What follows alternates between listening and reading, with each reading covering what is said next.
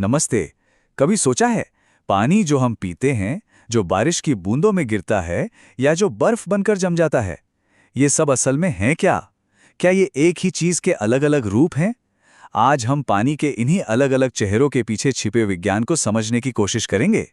तो चलिए, इस दिलचस्प सफर पे निकलते हैं। और यहीं से हमारी कहानी शुरू होती है, थिरोव के एक बहुत ही सीधे सादे सवाल से। और ये सोचना बिल्कुल जायज़ है, भाई, बर्फ और पानी महसूस होने में इतने अलग हैं, तो ये अलग-अलग चीज़ें क्यों नहीं हो सकती? यही सवाल हमें पानी के रहस्यों की एक गहरी दुनिया में ले जाएगा। चलिए, जरा इन दोनों को आमने सामने रखकर देखते हैं। एक तरफ है बर्फ, जो कि ठोस है, उसका अपना एक आकार है, वो उसे बनाए रखती है। और दूसरी तरफ है पानी, जो तरल है, उसे जिस भी बर्तन में डालो वो उसी का आकार ले लेता है, बहता है, फैलता है। तो ये असल में एक ही पदार्थ की दो अलग-अलग अवस्थाएं हैं। तो अब आते हैं हमारी पहली पहेली पर। कहानी में आवी और थिरव एक गायब होते पोखर को देखते हैं। और ये एक ऐसा रहस्य है जिसका सामना हम सब ने कभी ना कभी जरूर किया है। सवाल ये उठता है कि सुबह की बारिश से जो गड्ढे पानी से भर जाते हैं, शाम तक वो पानी आखिर चला कहाँ जाता है? क्या जमीन उसे पी जाती है या फिर वो हवा में कहीं उड़ जाता है? आवी के मन में इसका एक जवाब है। तो सबसे पहला ख्याल क्या आता है? यही कि खेल के मैदान की मिट्टी ने सारा पानी सोख लिया होगा। ये एक आम सोच है और सुनने में काफी सही भी लगती है ना? मगर कहानी में ट्विस्ट यहीं पर है। अगर वही पानी किसी स्टील की प्लेट पर रखा हो तो वो भी तो गायब हो जाता है। और ये तो हम सब जानते हैं कि पानी स्टील के आर पार तो जा नहीं सकता। तो इसका मतलब कुछ और ही हो रहा है। और इस पहेली का जवाब है एक वैज्ञानिक प्रक्रिया जिसका नाम है वाष्पीकरण। जी हाँ, ये वो प्रक्रिया है जिसमें पानी यानी तरल धीरे धीरे गैस में बदल जाता है। इसी गैस को हम जल वाष्प या वाटर वेपर कहते हैं। ये अदृश्य होती है और हमारे चारों तरफ की हवा में ही घुल मिल जाती है। और ऐसा नहीं है कि ये कोई बहुत अनोखी चीज है। ये तो हर वक्त हमारे चारों तरफ हो रहा है। जब रस्सी पर डाले गीले कपड़े सूखते हैं, जब पोछा लगाने के बाद फर्श सूख जाता है, या जब हमारी त्वचा से पसीना गायब हो जाता है, ये सब वाष्पीकरण का ही कमाल है। अच्छा, तो ये तो समझ आ गया कि पानी तरल से गैस बनकर हवा में गायब हो सकता है। लेकिन क्या इसका उल्टा भी मुमकिन है? क्या हवा से पानी वापस आ सकता है? यही वो अगली पहेली है जिसका सामना आवी और थिरव करते हैं।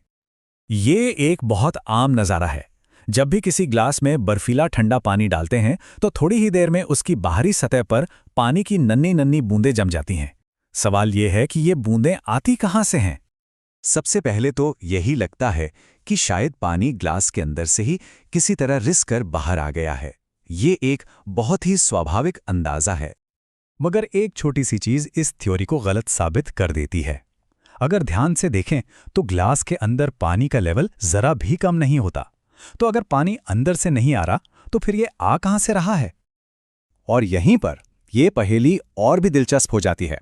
जब गिलास का वजन किया गया तो पता चला कि अरे, इसका वजन तो समय के साथ घट नहीं रहा बल्कि बढ़ रहा है।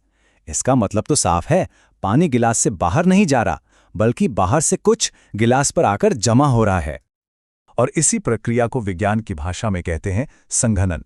हमारे चारों ओर हवा में जो अदृश्य जल वाष्प यानी वाटर वेपर मौजूद है, वो जैसे ही ग्लास की ठंडी सतह से टकराती है तो वापस तरल पानी की बूंदों में बदल जाती है ना कमाल की बात? तो अब तक हमने दो चीजें समझी, वाष्पीकरण और संघनन। चलिए अब इन छोटे छोटे चमत्कारों को जोड़कर देखते हैं कि ये मिलकर पृथ्वी पर कितनी बड़ी और जरूरी प्रक्रिया को अंजाम देते हैं। सोचिए, बादल कैसे बनते होंगे? ये प्रक्रिया बिल्कुल वैसी ही है जैसा हमने ठंडे गिलास के साथ देखा। समंदर और झीलों से पानी वाष्पीकरण के जरिए ऊपर उठता है।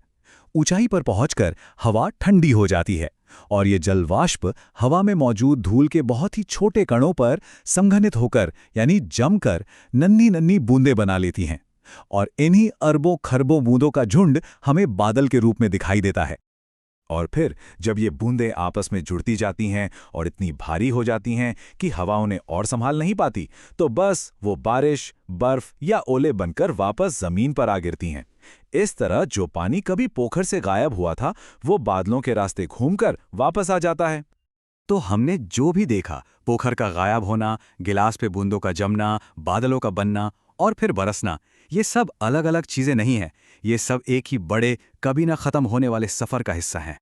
और इसी अंतहीन यात्रा को हम कहते हैं जल चक्र।